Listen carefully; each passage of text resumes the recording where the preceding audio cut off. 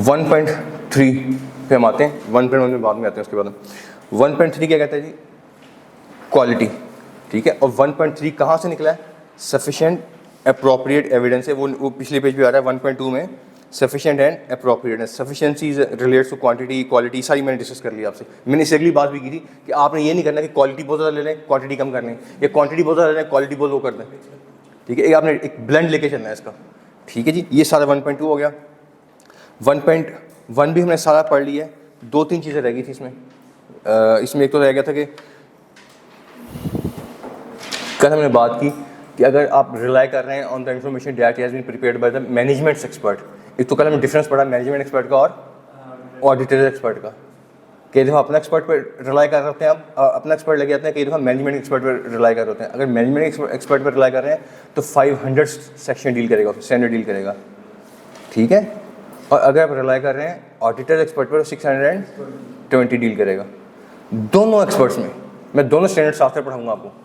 जब भी आप किसी एक्सपर्ट पर रिलाई करें, बेशक अपना हो बेशक मैनेजमेंट का हो, आपने क्या करना है? 3 काम करने हैं। सफिशिएंट उसकी देखनी है, relevance, sorry competence, capability and objectivity. Competence, capability and objectivity.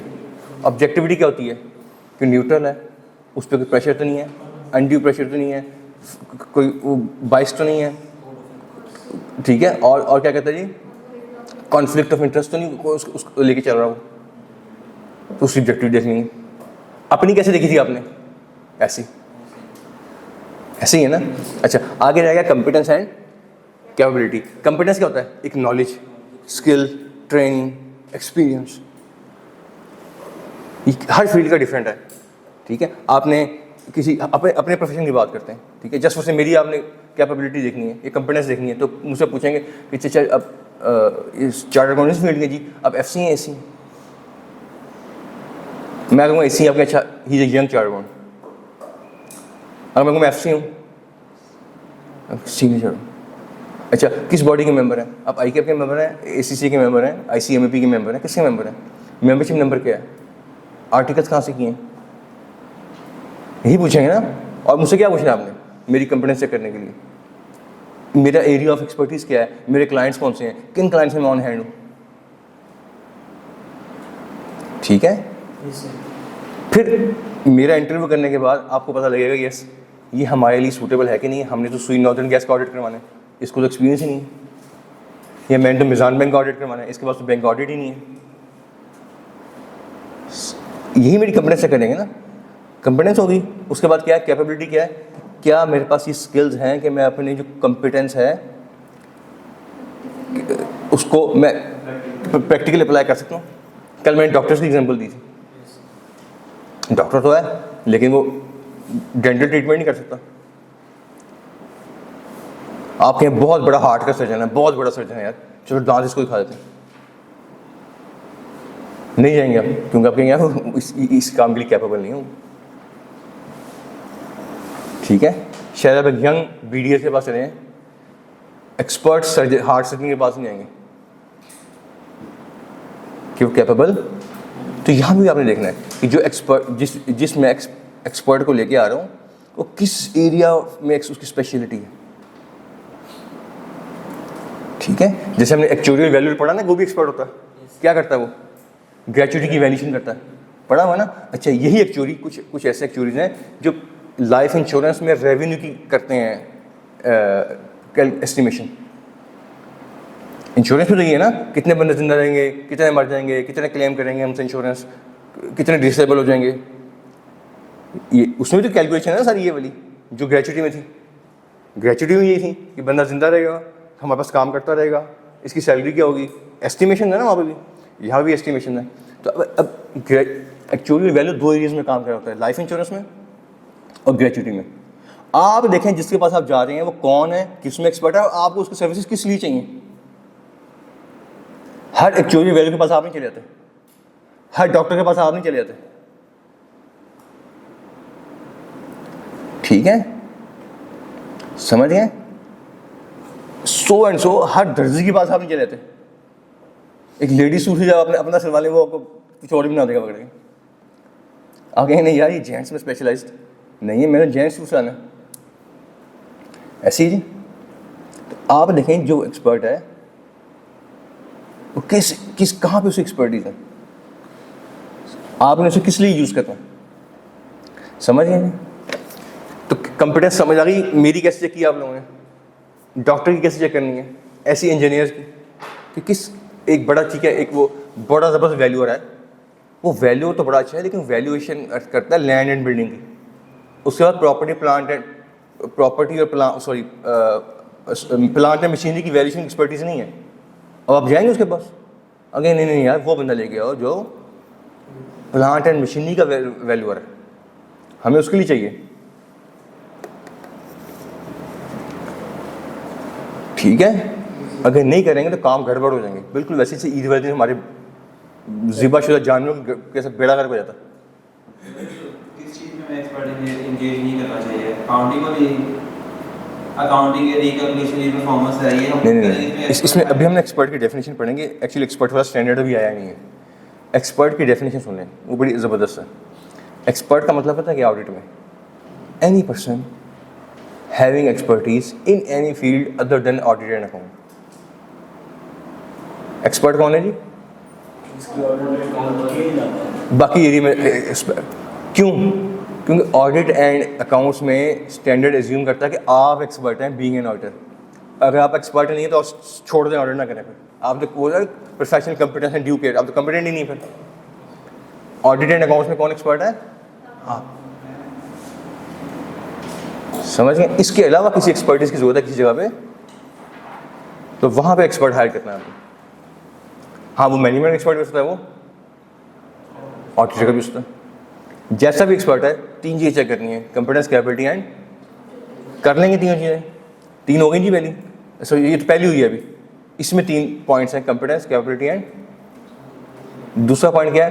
Understanding of the experts work. जो एक्सपर्ट ने काम किया उसकी अंडरस्टैंडिंग ले, क्या किया है, कैसे किया है, कौन से फार्मूला यूज़ किए हैं, कौन से इंडिसेस यूज़ किए हैं, कौन सी टेक्निक यूज़ की है, क्या उसकी मेथोडोलॉजी है वर्क की, क्या अजम्पशंस नहीं है, उसने अंडरस्टैंडिंग लेनी है। उसने ये नहीं कहा कि obtain the expertise of the experts work, उसने क्या किया? Obtain the understanding. देखें ना किया क्या, समझिए जी, याद रहेगा। क्यों जी?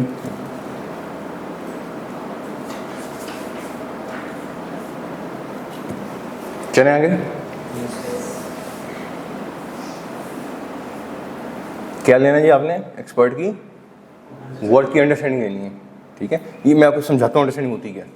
मेरा क्लाइंट है, गौर से मेरी बात सुनिए, ठीक है? मैं आर्बिट्रेरी नाम लिख के आ रहा हूँ, ABC, और दूसरा XYZ।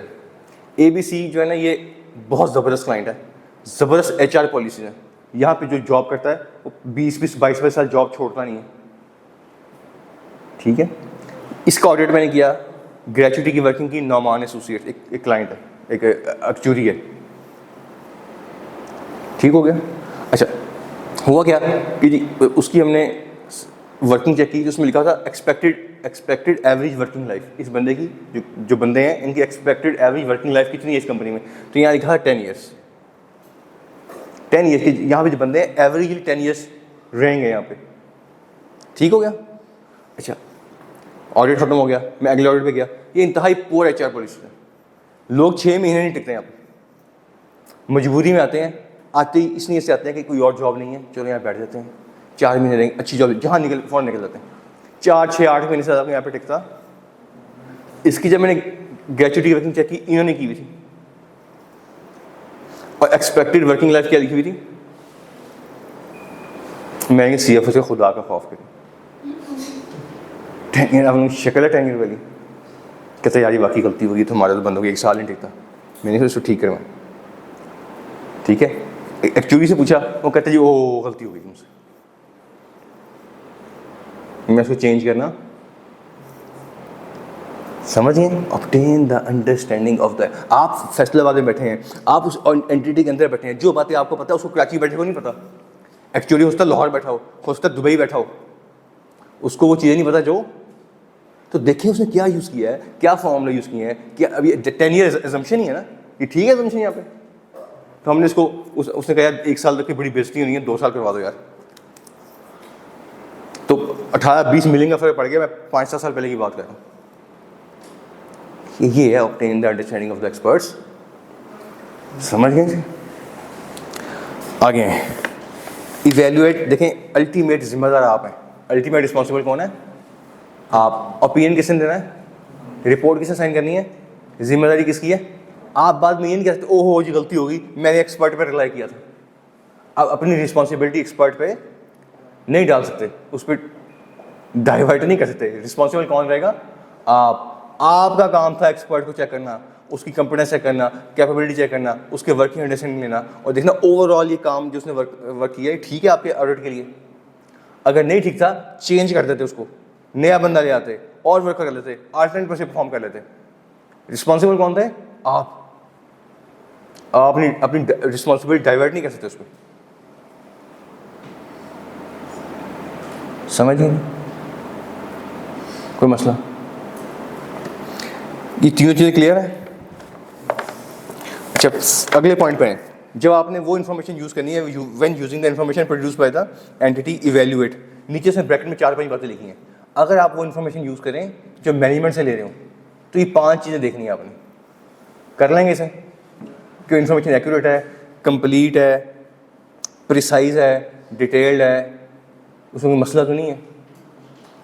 अगर आप सैलरी एंड वेजेस चेक कर रहे हैं, देखिए नियाग्रा मिल को ऑडिट करने जाएँ तो नियाग्रा की सैलरीज एंड वेजेस का मैनेजमेंट ने रिकॉर्ड देना है ना आपको। क्रेडिटर्स की कंप्लीटनेस का रिकॉर्ड मैनेजमेंट ने देना है, आप चेक कर लें कंप्लीट है। 780 एम्प्लॉइज हो आपको 680 का रिकॉर्ड देने को, 600 मशीन हो आपको 400 का रिकॉर्ड दे दें, 25 बैंक अकाउंट आपको 23 का दे दें। तो आपका काम है जो मैनेजमेंट की प्रोड्यूस की इन्फॉर्मेशन आपके पास आ रही है उसकी ये 4-5 कैरेक्टरिस्टिक्स चेक कर लें, याद रहेगा। कोई मसला? मूव फॉरवर्ड करेंगे हम। चलें आगे आ रहा है using effective mean of selecting items.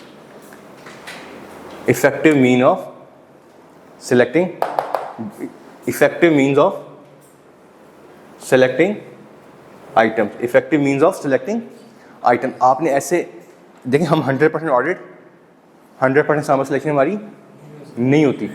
Definitely हम हर जगह नहीं, कुछ जगह पे शायद हम करते हैं 100%, हर जगह 100%, कई तो हम कम भी कर रहे होते हैं। ऐसे ही पढ़ा ना हमने, ख़ास तौर पे जो हम पढ़ते हैं सैम्पलिंग।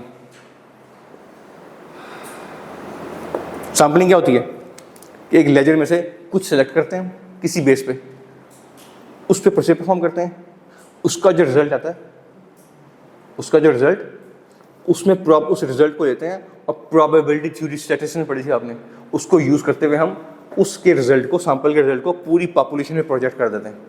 यही था ना? अजीब सी शक्लें बन गई आप लोगों की। स्टैटिस्टिक्स पढ़ी हुई है ना, प्रोबेबिलिटी पढ़ी हुई है, सैम्पलिंग पढ़ी हुई है। इसके अलावा ऑडिटिंग के अलावा ज़िंदगी में कहीं पे काम इस दिन के लिए पढ़ाई थी आपको, ठीक है? जो चीज़ जहाँ पे इस्तेमाल नहीं होती है ना वहीं पे करते थे इस्तेमाल, ठीक है? एक बंदा गाँव वापस आता है ना, वो मुंह उसका लाल हुआ होता है, तो गाँव वाले पूछते हैं मुंह पे क्या हुआ? कहता है वो रास्ते में डाकू पड़े हुए चिपड़े वो मारी मुझे चिपेड़े। कहते तुम्हारे पास तो गन होती है, कहते मैं छुपा ली थी, ठीक है? तो अगर वो नॉलेज जो आपको दिया है कि आपने इस्तेमाल नहीं करेंगे तो उस गांव के बंदे वाला हाल होगा हमारा भी, ठीक है? रिजल्ट वाले दिन हमारा भी मुंह, ठीक है? स्किल पैदा करें कि जो जहाँ जहाँ नॉलेज लिया है वो यहाँ कैसे इस्तेमाल करना है। भाई टेक्स्ट में एक चीज़ पढ़ी होगी, हो सकता है ऑडिट में आपसे पूछ लो, ऑडिट में क्या पूछना है उसने? यही पूछना है ना कि एक अकाउंट्स कर रहे हैं, वहाँ पे टैक्स की प्रोविजन चार्ज की है, उन्हें टैक्स की वर्किंग करते हुए ये गलतियाँ कर दी हैं। अब पेपर कौन सा है? पूछ क्या रहा है वो, ठीक है? अब एक बच्चा के, मैं तो घर से कसम खा के आया था कि मैंने कोई और नॉलेज इस्तेमाल नहीं करना, तो वो उसमें फेल हो जाएगा। पेपर ऑडिट का दे रहे हैं, ठीक है, वो पूछता है जनाब ये कंपनी ने प्रोविजन चार्ज की कि नहीं की, करनी चाहिए थी कि नहीं करनी चाहिए, बताएं आप। पेपर कौन सा है? ऑडिट का। क्वेश्चन कहाँ से आ गया है? वो अकाउंटिंग स्टैंडर्ड से, ठीक है। तो टैक्स का नॉलेज, सेल्स टैक्स का नॉलेज, कंपनी एक्ट का नॉलेज, कंपनी एक्ट के कितने सेक्शन में यहाँ पढ़े अभी तक, ठीक है, वो सारा आपने इकट्ठे लेके चलना है ऑडिट के पेपर में इंशाल्लाह, ठीक है जी। तो ये हमने पढ़ी थी सैम्पलिंग। सैम्पलिंग क्या होती है कि फॉर एग्जाम्पल 25 सैंपल हैं एक पॉपुलेशन में, आपने 5 सेलेक्ट किए एज ए 25 की पॉपुलेशन है, आपने 5 सैंपल लिए, उस 5 पे प्रोसेस परफॉर्म किए, उसका जो रिजल्ट निकला सैंपल का रिजल्ट, उसको प्रोबेबिलिटी थ्योरी यूज़ करते हुए पूरी पॉपुलेशन में प्रोजेक्ट कर दिया, ठीक है। ये सैम्पलिंग मेथड है, हम इसको पढ़ेंगे स्टैंडर्डाइज पे 530 हमारे कोर्स में, शायद इसी चैप्टर में हम पढ़ेंगे इंशाल्लाह से, ठीक हो गया। अच्छा, दूसरा हम पढ़ेंगे method specific items, selecting specific items, selecting 100% selection, ठीक है। इससे आपने परेशान नहीं होना है, ये मैं आपको कुछ आगे की बातें पढ़ा रहा हूँ, ठीक है, जो अब हमने इनको पढ़ना है आगे जाके इंशाल्लाह, ठीक है। मैं चाहता हूँ जब हम वहाँ पहुँचे तो आपको ये इससे काफ़ी हद तक ही क्लियर होनी चीज़ें। 3 तरह से आइटम सेलेक्ट कर सकते हैं स्टैंडर्ड के अंदर, कितनी तरह से जी? 100% सिलेक्शन, सेलेक्टिंग स्पेसिफिक आइटम्स और सैम्पलिंग। हजम हो गया जी? अच्छा, 100% सिलेक्शन क्या होती है? क्यों चेक करेंगे हम? दिमाग खराब हमारा, कुतने का टाइम है, यहाँ बहुत काम करने का शौक है, यहाँ बहुत वेले हैं, क्यों करेंगे हम? रिस्क ज़्यादा है, वेरी गुड।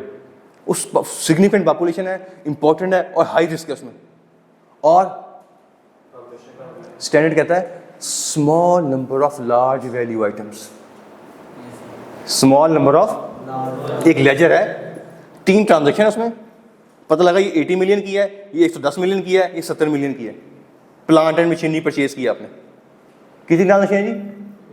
अब इसमें से क्या सैंपल है? स्मॉल नंबर ऑफ तीन आइटम्स हैं और कितना बनी जी? 300 मिलियन ऑन एवरेज।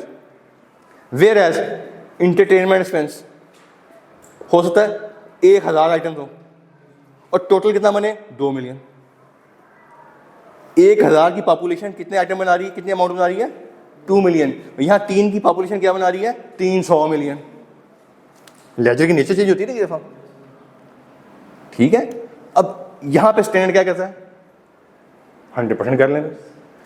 कब कब कर सकते जी? Small number of large value items, ठीक है, हाई रिस्क है, अमाउंट बहुत सिग्निफिकेंट है, या वो आइटम बहुत सिग्निफिकेंट है, तो स्टैंडर्ड क्या कहता है? क्या कर लें?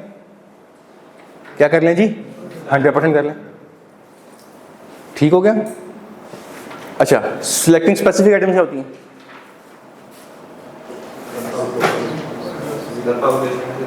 सिलेक्टिंग आइटम्स में ना हम इसमें 3 तरह से पढ़ेंगे। पहली है items above certain value, items above, ये क्या होती है?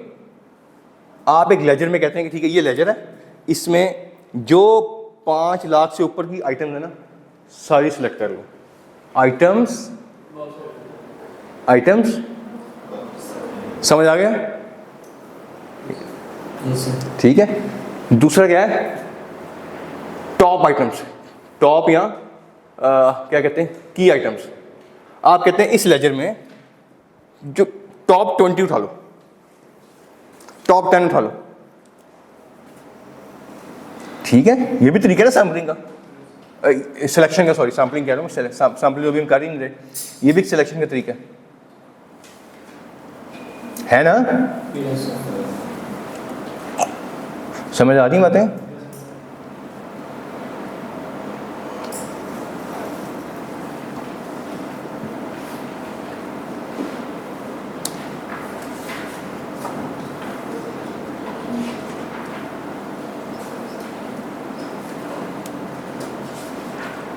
थोड़ा सा स्पीड अप करें लर्निंग ना। हमने मुझे होता है कि मैं ना बड़ा ईगर होता हूँ कि यार बहुत सा इन्फॉर्मेशन आपको दे के जाऊँ, जो कुछ सीने में है वो ट्रांसफॉर्म करके जाऊँ आप लोगों के अंदर, ठीक है। तो कई दफ़ा मेरी स्पीड ज़्यादा हो जाती है, तो मुझे आप रोक दिया करें, बता दिया करें। तो कुछ अपने रैम बढ़वा लें जाके, हम रेक्स सिटी जाएँ, मुझसे कि हमारे 4 GB की चिप्स निकलवा के, अब तो 12 GB की चिप्स आ गई हैं मोबाइल में, ठीक है। कुछ मैं स्लो रन करता हूँ, कुछ आपने क्विक लर्नर बनना है, ठीक है। अच्छा जी, 100% सिलेक्शन क्लियर है। सिलेक्टिंग स्पेसिफिक आइटम में हमने 3 तरह से पढ़नी है। पहली क्या था, आइटम अबव 5 लाख से ऊपर, 20,000 से ऊपर, 1 करोड़ से ऊपर, सॉरी या क्या था, टॉप या की आइटम्स, ठीक है। और तीसरा था items to obtain information, items to obtain. कई दफ़ा आप आइटम सेलेक्ट करते हैं कोई within the population,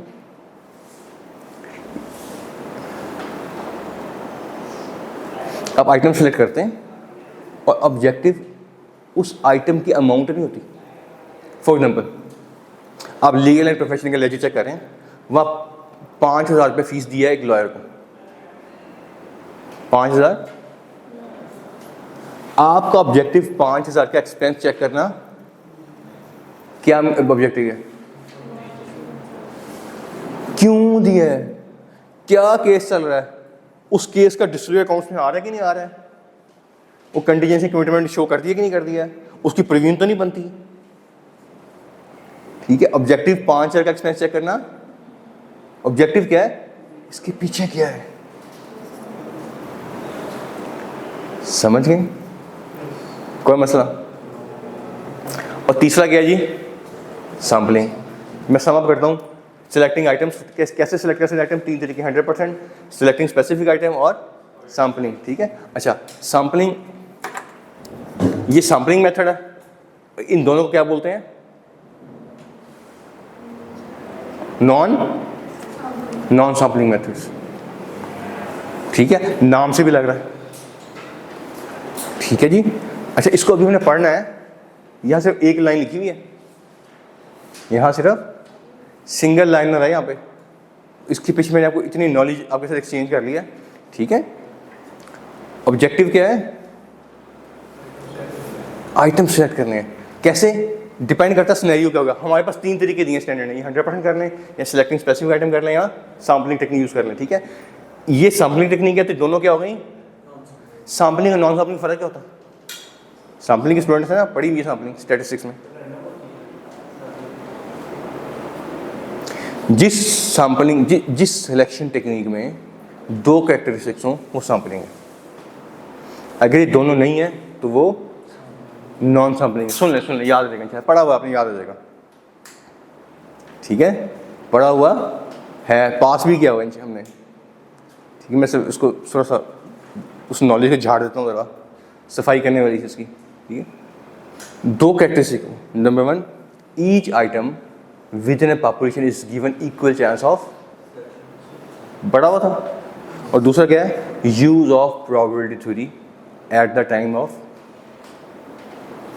time of evaluating the misstatement. कि सैंपल लिया, ठीक है, क्या करते हैं आप, आपने 5 सैंपल लिए, 4 ठीक निकले, 1 गलत निकला।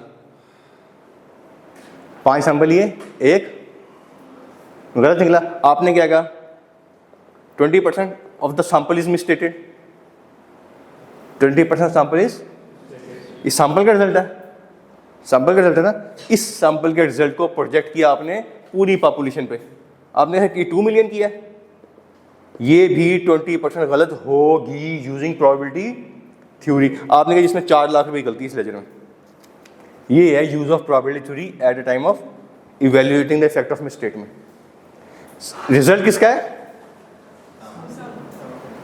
प्रोजेक्ट किस पे कर रहे हैं हम, ये कैरेक्टरिस्टिक होनी चाहिए इसमें।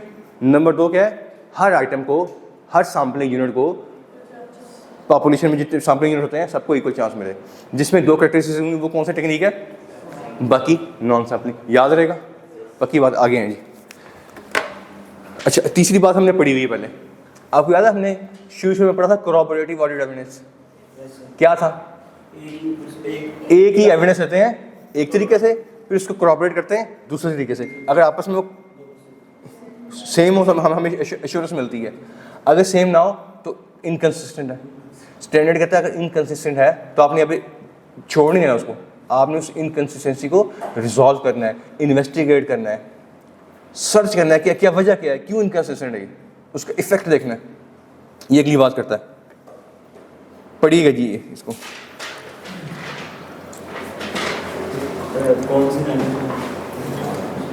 इफ द ऑडिट 1.2 से ऊपर वाला बुलेट,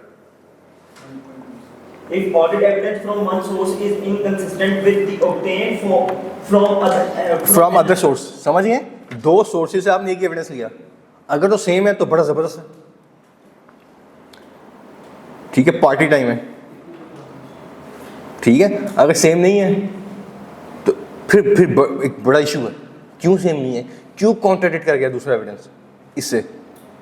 मैंने पहले एविडेंस लिया था, वही एविडेंस मैं दूसरे तरीके से लेता हूँ, कुछ और कहता है, ठीक है। तो स्टैंडर्ड क्या कहता है, consider what additional procedure are needed, क्या एडिशनल काम करना पड़ेगा आप, ठीक है, समझ गए। देखिए दो आपने एक फॉर एग्जाम्पल डेटर्स का आपने एविडेंस लिया कंफर्मेशन सेंड करके, ले लिया जी, फिर आपने कहा नहीं यार तसल्ली नहीं हुई, मैं कुछ और प्रोसीजर परफॉर्म करता हूँ डेटर के एविडेंस में, दोनों में कॉन्ट्रडिक्शन है, दोनों में क्या है, इनकंसिस्टेंसी है। स्टैंड क्या कहते हैं, ये भी छोड़ दें, मूव फॉरवर्ड करते हैं, नहीं, स्टैंड कहता है इन्वेस्टिगेट करें, उसके लिए क्या करना पड़ेगा आपको, एडिशनल प्रोसीजर परफॉर्म करने पड़ेंगे, सर्कमस्टांसेस बताएंगे कौन से एडिशनल प्रोसीजर है, ठीक है। और देखें इस इनकंसिस्टेंसी का क्या यहीं पे इफेक्ट है, किसी और एरिया पे इफेक्ट तो नहीं, ठीक है। आपने एविडेंस लिया प्रॉपर्टी प्लांट, सुन गौर से मेरी बात, आपने प्रॉपर्टी प्लांट एंड इक्विपमेंट का एविडेंस लिया, प्रॉपर्टी प्लांट एंड इक्विपमेंट का एविडेंस लिया, ठीक है। उसके बाद आपने मैनेजमेंट से इंक्वायरी की, मैनेजमेंट की इंक्वायरी का रिस्पॉन्स कुछ और है, ये एविडेंस कुछ और है, आपको लगा है मैनेजमेंट झूठ बोल रही, मिस रिप्रेजेंटेशन दे रही है, ठीक हो गया। क्या इसका इफेक्ट सिर्फ प्रॉपर्टी प्लांट इक्विपमेंट में होगा?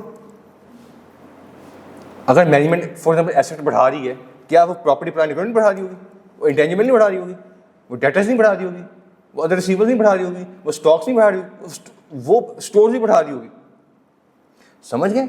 तो देखिए इसका अदर ऑडिट, इस इनकंसिस्टेंसी का अदर ऑडिट एरियाज पे क्या इफेक्ट है, ठीक है, समझ गए पॉइंट। अब आगे हैं जी, हमारा आज का टॉपिक था 1.3। 1.3 क्या कहता है जी, ठहरें 1.3 ये बात की थी हमने, क्वालिटी डिपेंड करती है रेलेवेंस और रिलायबिलिटी पे। अच्छा, सबसे पहले हमने डिस्कस करना है इसमें रिलायबिलिटी पे है, 1.4 से ऊपर वाला जो टॉपिक है रिलायबिलिटी, ठीक है। अच्छा, इसमें पेपर में किसी क्वेश्चन आया है कि ऑडिट की जनरलाइजेशंस, इसको ये 5 बातें लिखी हैं यहाँ पे, जनरलाइजेशन ऑफ ऑडिट भी कहते हैं इसको।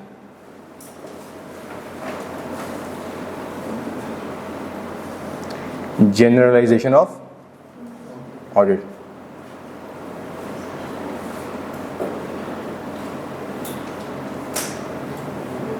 ठीक है जी, जनरलाइजेशन ऑफ ऑडिट भी कहते हैं और रिलायबिलिटी की यही बातें करते हैं। पेपर में अगर वर्ड है ना जनरलाइजेशन का, तो आपने परेशान नहीं हो जाना, इसने उसके लिए और वर्ड यूज किया है, there are number of general principles, याद रहेगा। चलें आगे, जनरलाइजेशंस, जनरल प्रिंसिपल्स या फैक्टर्स अफेक्टिंग द रिलायबिलिटी। आऊँ जी पहले में, पहला क्या है, स्टैंडर्ड ही कहता है जनरलाइजेशन में, कहते हैं जो